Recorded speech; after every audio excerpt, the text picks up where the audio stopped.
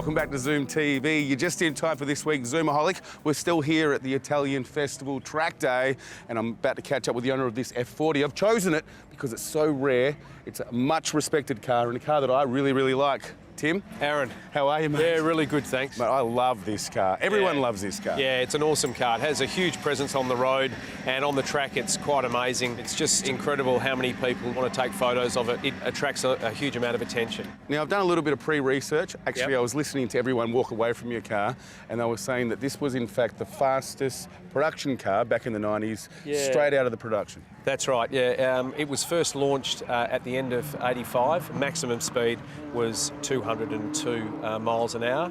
So it goes from 0 to 100 in about 3.6 and 0 to 200 in 11 seconds. This was also one of the last cars that Enzo was actually, I suppose, managing the production over, wasn't it? Yeah, it is, yeah. This was Enzo's, one of his last projects. And it's just every time I drive this car, I just can't get over how much better it gets. Yep. And when I start talking about it, I get goosebumps.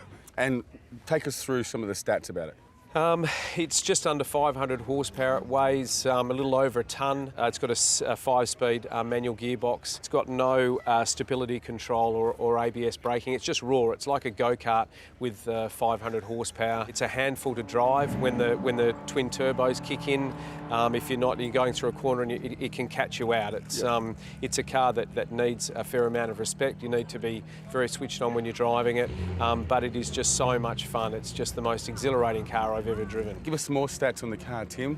How long have you owned the car I've for? owned the car for nearly 8 years. The car originally was from Austria, and then I've done a little bit of work to the car. I've rebuilt the brakes, put supercar brake discs on the vehicle. I put a tube exhaust system on it, re-chipped it to 98 octane. How fast have you had this car? 280 kilometres an hour at Phillip Island when I first bought the car. Just coming down that main straight, it was quite amazing. Just everything goes a little bit blurry. What's your favourite thing about it? The favourite thing about it is the turbo boost when both turbos start to spin in just over 4,000 revs, and it just takes off. I love your description, but I think it would be easier to believe you if we jumped in and maybe did a couple of laps around the track. What do you reckon? I'll take you for a couple of laps. Mate, you're the best. Let's get in. Let's get him before he changes his mind.